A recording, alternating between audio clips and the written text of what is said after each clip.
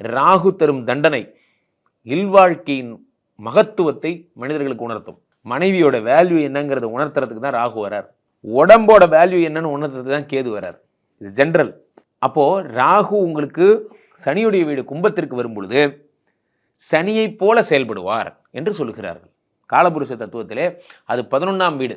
11 என்பது லாபஸ்தானம். உலகத்திற்கே பொதுவாக இந்த லாபஸ்தானத்தில் வரக்கூடிய ராகு பகவான் நிறைய மங்களங்களை தரப்போகிறார். அதனால தான் நான் சொல்லிட்டு இருக்கேன், 2025 ஒரு ரிமார்க்கபிள் இயராக எல்லாருக்கும் அமையும். சனி என்னடானா குருவோட வீடு இந்த குவாட்ரண்ட்டுக்கு போயிட்டார், குரு என்னடானா புதனுடைய வீடு இந்த குவாட்ரண்ட்டுக்கு போயிட்டார், ராகு என்னடானா 11ஆம் இடமாகப்பட்ட லாபஸ்தானத்துக்கு வந்துட்டார். இருந்த போதும் நண்பர்களே, அது சனியினுடைய வீடு என்பதால் சனியை போன்று ராகு தண்டனை தரும் கடவுளாக செயல்படுவார்.